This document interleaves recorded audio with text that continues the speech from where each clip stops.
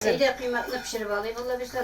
самого утра Наиля Сафина с сестрой Наисой хлопочут на кухне. Нужно приготовить праздничный стол к возвращению мужчин. Оладьи, чпачмаки, сухофрукты и обязательно главное блюдо – запеченная утка или гусь.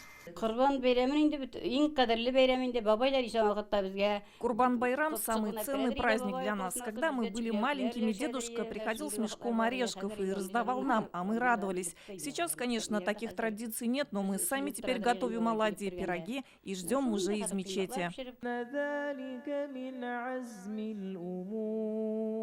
После гает-намаза мужчины проводят главный обряд – жертвоприношения. Женщины накрывают стол для большой семьи. Сегодня хорошая погода, и все решили собраться на открытом воздухе. Гостей будет много, у Сафиных 3 сыновей, 7 внуков, племянники, сваты. Нас научили вот так, что собирались сначала родители, сейчас собираемся у себя, дети приезжают, внуки.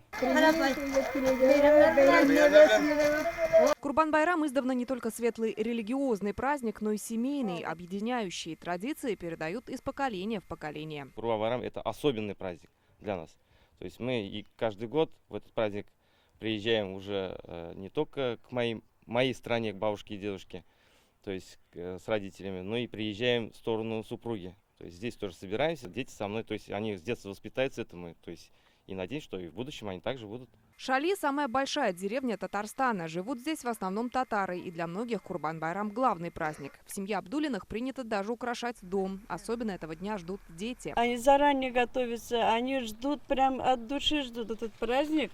Праздновать Курбан-Байрам будут 3 дня. Как говорят местные, мечеть в эти дни принимает особенно много верующих. Приезжают и из города. Лина Зинатульна, Рыня Абдрахманова, Лейсан Саитова, ТНВ, Пестричинский район.